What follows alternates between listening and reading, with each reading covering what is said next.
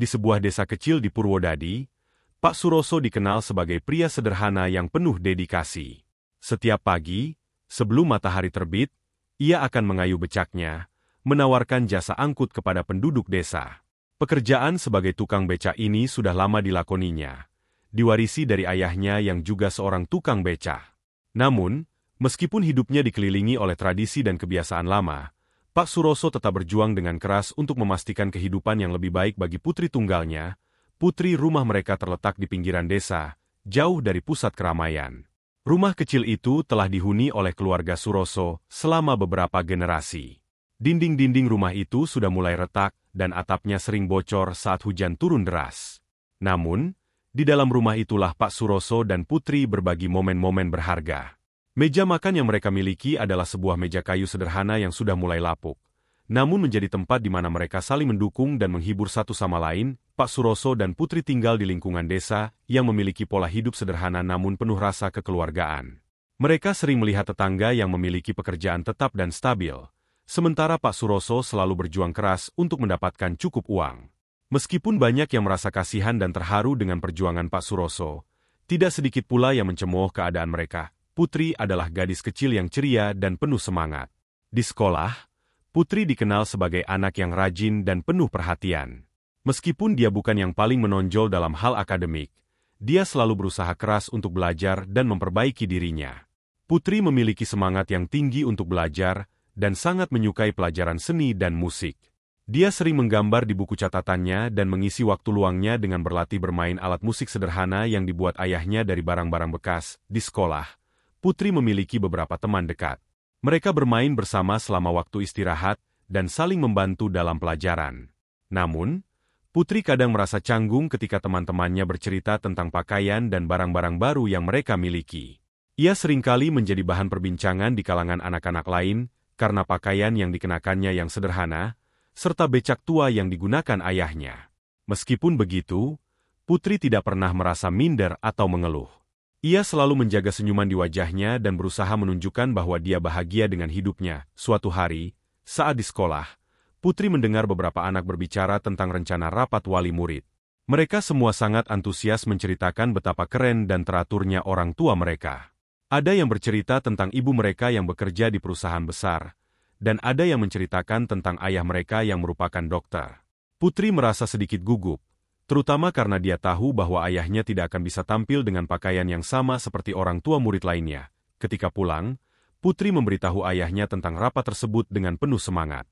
"Pak, besok ada rapat wali murid di sekolah," katanya. "Saya sangat berharap Bapak bisa datang." Pak Suroso, yang sedang mengerjakan pekerjaan rumah, berhenti sejenak dan memandang Putri dengan cemas. "Apa ada yang penting dari rapat itu, Nak?" Putri menjelaskan dengan semangat. "Semua orang tua murid harus hadir. Kepala sekolah ingin membicarakan perkembangan kami di sekolah dan beberapa hal penting lainnya. Bapak pasti datang, kan?" Pak Suroso menghela napas panjang. "Putri, ayah khawatir tidak punya pakaian yang layak. Kita kan tidak punya banyak uang. Apa mungkin ada cara lain untuk menghadiri rapat tanpa harus tampil dengan pakaian seperti itu?" Putri memegang tangan ayahnya dengan lembut. "Pak, tidak masalah. Yang penting Bapak datang. Teman-teman saya semua sudah tidak sabar ingin melihat Bapak di sana." Mereka semua bercerita tentang orang tua mereka yang bisa datang dengan pakaian yang bagus. "Dan aku hanya ingin mereka melihat betapa hebatnya Bapak." Pak Suroso tersenyum lemah, berusaha menenangkan Putri. "Baiklah, Nak, ayah akan coba datang. Tapi ayah minta maaf kalau mungkin tidak bisa tampil seperti yang lain." Keesokan harinya, Pak Suroso memulai hari dengan penuh niat. Ia menyiapkan becaknya dengan penuh perhatian, memastikan bahwa kendaraan itu bersih dan siap digunakan. Setelah selesai, ia pergi ke kamar kecil di belakang rumah untuk memeriksa pakaian yang akan dipakainya. Pak Suroso mengambil baju kemeja biru yang sudah usang, celana yang warnanya sudah pudar, dan sepatu yang terlihat telah banyak digunakan. Pak Suroso merapikan pakaian tersebut sebisa mungkin, walaupun hasilnya tidak terlalu memuaskan. Ia merasa ragu, tetapi semangat Putri dan rasa tanggung jawabnya mendorongnya untuk tetap pergi. Di perjalanan menuju sekolah, Pak Suroso berusaha menenangkan dirinya. Ia mengingat kembali wajah Putri yang ceria dan senyumnya yang penuh harapan. Ia berharap bisa memberikan yang terbaik untuk anaknya, Meskipun dalam keadaan yang tidak ideal, saat tiba di sekolah, suasana sangat berbeda dari apa yang Pak Suroso bayangkan. Sekolah telah dipenuhi dengan orang tua murid yang berpakaian rapi dan berdasi. Setiap orang tampak sangat formal dan terkesan dengan penampilan mereka. Tatapan-tatapan sinis mulai terasa ketika Pak Suroso memasuki ruangan. Beberapa di antara mereka mulai bergosip dan berbisik-bisik, "Lihat itu, ada tukang becak yang datang," bisik seorang wali murid kepada yang lain. Sepertinya dia tidak punya uang untuk membeli pakaian yang layak. Bagaimana dia bisa hadir di sini? Tambah yang lain.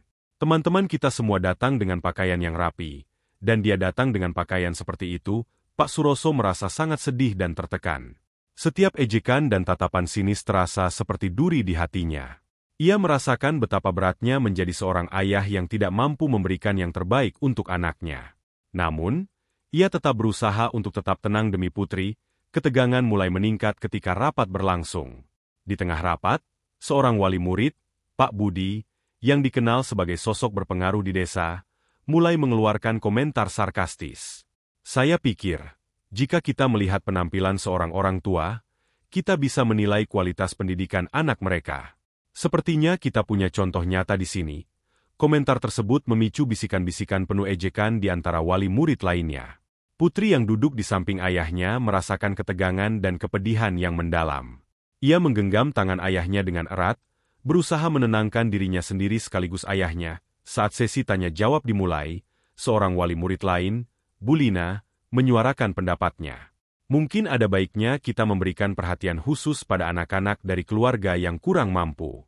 Mereka mungkin memiliki potensi yang belum tergali." Sementara itu, Pak Suroso berusaha mengabaikan komentar-komentar negatif dan fokus pada rapat. Namun, rasa malu dan kesedihan yang ia rasakan tidak bisa sepenuhnya tertutupi. Ia merasakan betapa beratnya berada di tempat tersebut. Di tengah orang-orang yang sepertinya tidak memahami kondisi sebenarnya, di sela-sela rapat, Pak Suroso duduk di barisan belakang dengan kepala tertunduk. Putri, yang duduk di sampingnya, merasa ketegangan ayahnya dan menggenggam tangannya. "Pak, jangan pikirkan kata-kata mereka. Yang penting Bapak ada di sini untuk saya. Saya sudah bilang ke teman-teman bahwa Bapak adalah orang yang sangat hebat." Pak Suroso memandang Putri dengan penuh kasih sayang. "Terima kasih, Nak. Ayah sangat bangga padamu."